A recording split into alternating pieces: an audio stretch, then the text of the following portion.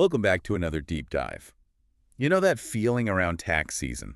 It can sometimes feel like you're wrestling with a Rubik's Cube, but blindfolded. Yeah, definitely. All those forms, the numbers. Right. And you're always wondering, did I miss something? Or worse, did I mess something up? Hmm. Well, think of us as your guides today. Our mission is simple.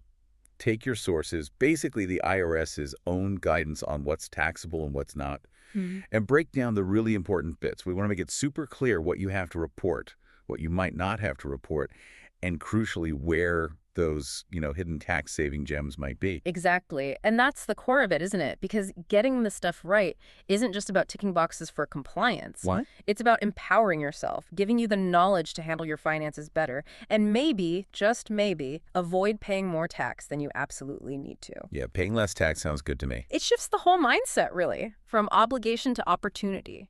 Okay, let's dive right in then. We got to start with the basics, right? What even is income, according to the IRS? Good starting point. So the sources say income can be money, obviously, but also property or services you receive. Huh? And the fundamental rule is pretty much anything you get is taxable unless there's a specific law that says it's not. Ah, so that unless is the important part. That's where all the action is, yeah. Taxable income gets reported and taxed. Non-taxable income. Well, sometimes you still show it on the return, but it doesn't actually increase your tax bill. It's tax-free money. That's a key difference. What about tricky timing things? Like getting a check right at the end of the year. Yeah, constructively received income. Basically, if the money is available to you, even if you don't physically grab it or cash the check until January. Like it's sitting in your mailbox on December 31st? Exactly. The IRS says you constructively received it in December, so it counts for that tax year. Got it. Control matters. Right. And then there's assignment of income. You can't just tell your boss, hey, pay my rent directly instead of paying me to try and skip the tax. It's still your income. You earned it. Makes sense. So you can't just redirect it to avoid tax. What about getting paid up front for something you'll do next year, advance payments? Generally, yeah, those are income in the year you get the cash. There are some complex accounting exceptions for businesses using the accrual method, but for most individuals, Cash is king. pretty much. You get it now, it's income now. Okay. So this all kind of boils down to you get forms like the W-2, 1099s. Those are vital. Absolutely crucial. But you are ultimately responsible for reporting all your income, even if you don't get a form or if a form looks wrong. That's a big one. Don't just rely on the paper you receive. You know what you earned. And if Social Security and Medicare weren't withheld properly, you might even need an extra Form 8919, to sort that out. Good reminder. Okay, let's shift to where most people get their income, Yeah. the job. Let's talk compensation and then those fringe benefits you mentioned, where the savings are. First up, bonuses, awards. Almost always taxable.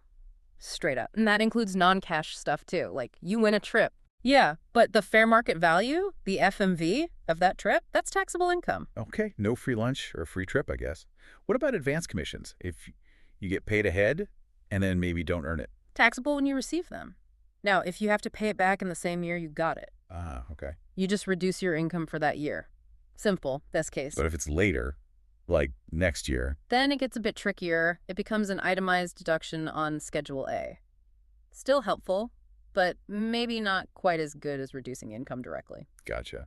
And things like severance pay or payouts for unused vacation time? Also taxable as wages, subject to all the usual withholdings. For federal folks, there's a specific rule: repay accrued leave in the same year if you get rehired. You can actually reduce your gross wages. Need proof, though. Interesting detail for government employees. And what about digital assets? Crypto is pay. Yep, becoming more common. The fair market value on the day you receive it, say, Bitcoin is treated just like regular wages. Yeah. Taxable goes on the W-2. Okay. And even getting paid with a promissory note can trigger tax, Right. depending on the details? Right, depends if it's secured, readily valued, things like that. It affects when you report the income. All right, now for the part you flagged as the good stuff, fringe benefits. Yes.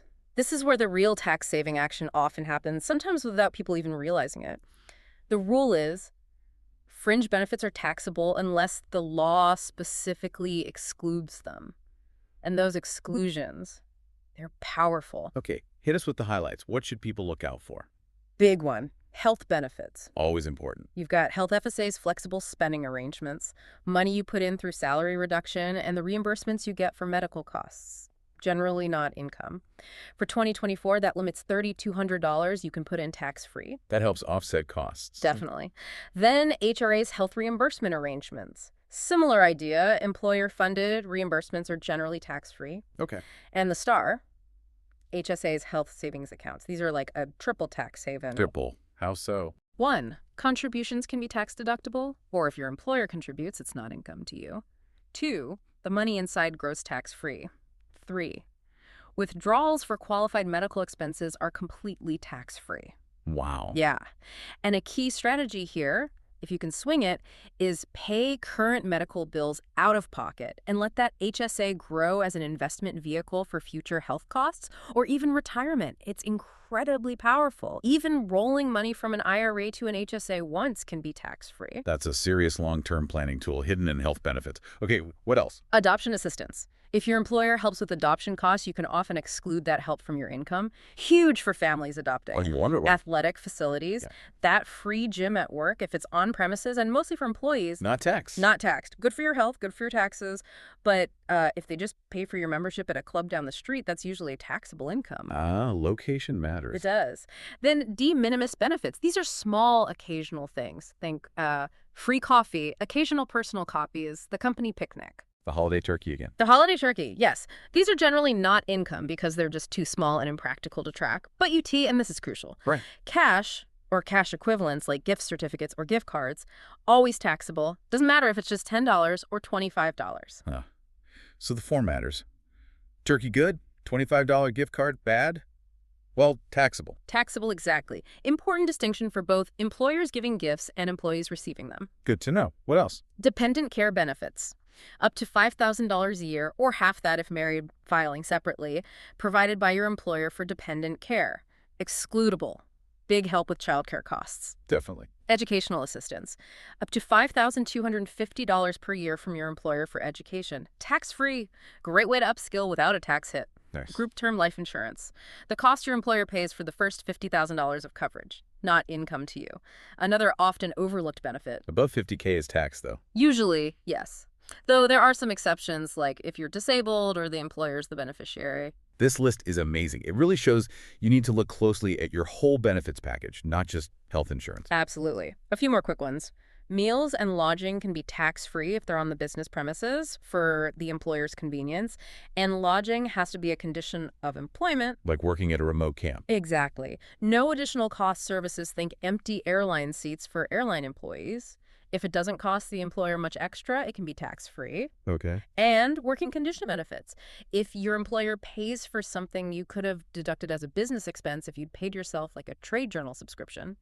Then it's not income. Right. It's like they're covering a business expense for you pre-tax. So the big message here for everyone listening is check your W-2 carefully, understand what's been excluded, see what benefits you have. It's a gold mine. It really is. Now, shifting gears slightly, stock compensation. This gets really interesting, especially if you receive equity. Yeah, stock options and things. How does that work tax-wise? It really depends on the type of option. Let's start with non-statutory stock options. Usually you don't have income when they're granted, assuming they don't have a readily determinable value. Which is common. Very common. So the taxable event happens when you exercise the option and it's substantially vested, meaning it's really yours. That income, the difference between what you pay and the market value, shows up on your W-2. And when you sell the stock later. That's a separate event. You report the sale, usually a capital gain or loss on Schedule D. Your starting point, your basis, includes what you paid plus the amount you already recognized as income at exercise. Okay, that makes sense. What about the other kind, statutory options? Right, statutory stock options. These are mainly incentive stock options, or ISOs, and employee stock purchase plans, ESPPs. And here's the big deal. Generally, no income tax when granted or when exercised. Wow, none at exercise. That's huge. It's a major tax deferral strategy. You typically only pay tax when you actually sell the stock you acquired. Okay, but I feel like there's a catch. I've heard about AMT, alternative minimum tax. You are right to be cautious. ISOs in particular have an AMT twist. While you avoid regular tax at exercise, the bargain element, that difference between the exercise price and market value, is counted as income for AMT purposes in the year you exercise. So you might not owe regular tax then, but you could suddenly owe AMT. It's complex. So it's more deferral than elimination sometimes. Often, yes. And another key thing for both ISOs and ESPPs, holding periods. To get the favorable long-term capital gains rates when you sell, you have to hold the stock for a certain period after exercise and grant. If you sell too soon. Part of your profit gets treated as ordinary income, taxed at your regular higher rate. So holding long enough is usually the goal for tax planning. Right, lock in those lower capital gains rates. What about qualified equity grants? Heard of those? Yeah, relatively new. Since 2018, for certain employees at eligible private companies, they allow you to elect to defer income tax on the stock you receive for up to 5 years from vesting. 5 years of deferral. That sounds powerful. It can be, but it's specific. Lots of rules, and you need to file an election with the IRS within 30 days. Niche, but good for some startup. Okay. And the last piece of the equity puzzle, restricted property. What's the deal with the 83B election? Right, restricted stock or property. Usually you don't pay tax until it vests, meaning the restrictions lapse, like staying with the company for X years. The risk of forfeiture is gone. So you wait until it's really yours. Typically. But the Section 83B election flips that. It lets you choose to pay ordinary income tax on the property's value when you first receive it, even with the restrictions. Why would you do that? Pay tax sooner. It's a strategic gamble. If you strongly believe the stock value will skyrocket, Aha. you pay tax on a potentially much lower value up front. Then all the future appreciation, when you eventually sell after vesting, gets taxed at potentially lower capital gains rates. But if the stock tanks, You paid tax on value you never got. High risk, high reward. And again, strict deadline. File the election within 30 days of receiving the property. Oh, and dividends on restricted stock. Normally compensation income, unless you made the 83B election, then they're just regular dividends. fascinating stuff. So many layers to employee compensation. Okay. But broaden out. What about income beyond the regular job? And importantly, ways to reduce tax there. Absolutely. Lots happens outside the W-2. Think business and investment income. Like side hustles. Could be. Renting out personal property, maybe equipment. Report that income and expenses usually on a business schedule. Royalties from books, patents, oil and gas, generally Schedule E, unless it's your main business, then Schedule C. And partnerships or S-Corp. Pass-throughs. Your share of the income flows through to your personal return, usually on a Schedule K-1, even if you didn't actually receive the cash. You pay tax on your share regardless. Important for small business owners to track. Okay, what about sickness and injury benefits? Big area for potential non-taxable income here. First off, if you paid the premiums for an accident or health plan with after-tax dollars, The benefits are tax-free. generally, yes. Workers' comp for job-related injury or illness, totally tax-exempt. Good to know. Compensatory damages for physical injury or sickness, also not taxable. Emotional distress damages get tricky, usually taxable unless they stem directly from that physical injury. Subtle distinction there. Very. And qualified Medicaid waiver payments for in-home caregiving, often excludable from income. Big relief for caregivers. That is significant. Okay, miscellaneous stuff. Bartering. Taxable. If you swap services or goods, the fair market value of what you receive is income. What about canceled debt? I owe money, then poof, it's gone. Is that income? Generally, yes, surprisingly. Cancellation of debt is usually taxable income. But Right. but here there are major exceptions. This is a huge tax-saving area. Okay, what are the exceptions? Debt canceled in bankruptcy. Debt canceled when you're insolvent, meaning debts exceed assets, but only up to the amount you're insolvent. These are lifesavers. Huge. What else? Student loans. A lot of student loan forgiveness might be excluded from income, especially under recent provisions running through 2025 or for certain public service forgiveness programs. Also, some employer student loan repayment help is tax-free. That's been massive news. Absolutely. Also, PPP loan forgiveness from the pandemic, tax-exempt income, but you need to attach a statement. Some mortgage debt relief on your main home can also be excluded. Lots of relief there. What about life insurance payouts? Proceeds paid due to the death of the insured, generally not taxable. Big relief for beneficiaries. Any interest earned on those proceeds is taxed, though. Okay. And accelerated death benefits if someone is terminally or chronically ill and receives benefits early. Those can be excluded, up to a daily limit for chronic illness, $410 a day for 2024. Helps cover care costs tax-free. Vital support. What if you get a refund for something you deducted last year? A recovery. You only include it in income if, and to the extent that, the original deduction actually saved you tax in that prior year. It's called the tax benefit rule. Prevents a double dip. Exactly. And finally, the gig economy. Selling stuff online, driving for a rideshare, all that income is reportable, whether you get a Form 1099-K or not. And the 1099-K threshold changed. For 2024, it's planned to be $5,000, so more people might get one.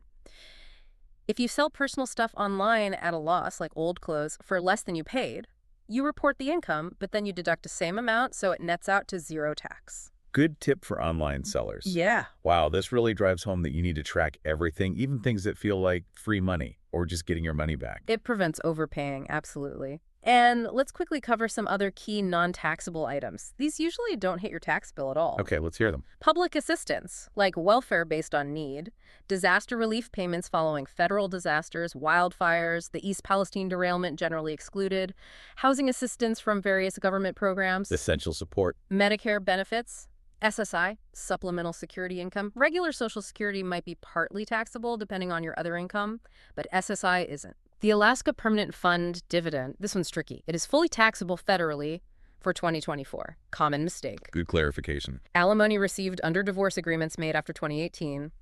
Generally not income anymore for the recipient. Big change. Child support. Never income. Right. Cash rebates from manufacturers. Right. Not income, just reduces your cost basis. Gifts and inheritances. Generally tax-free to receive, though income the inherited property earns later is taxed. Makes sense. Interest on qualified savings bonds used for education? Excluded. Non-taxable prizes, if you didn't enter, don't have to do anything and give it directly to charity. Not income, or just refuse it. Wow. 529 plan earnings used for education. Tax-free. Qualified scholarships for tuition and fees. Tax-free. Volunteer, firefighter, EMT benefits up to $50 a month and tax rebates. Excluded. That's a huge list of things that don't add to your tax burden. Phew! Okay, that's a lot to digest. But it underlines why keeping good records for both taxable and non-taxable stuff is so vital, especially with things like stock options where bases can get complicated, right? Regular tax versus NMT. Absolutely critical.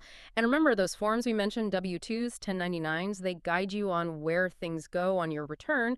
Wages generally on the main form, self-employment on Schedule C, rental Schedule E, miscellaneous stuff usually Schedule 1. And keep an eye on changes, like that 100% meal deduction being gone and the lower $5,000 threshold for 1099-Ks in 2024. Exactly. Stay updated. And don't forget resources. IRS.gov is packed with info, plus free tax prep like VIDA or TCE if you qualify, and the IRS direct file option.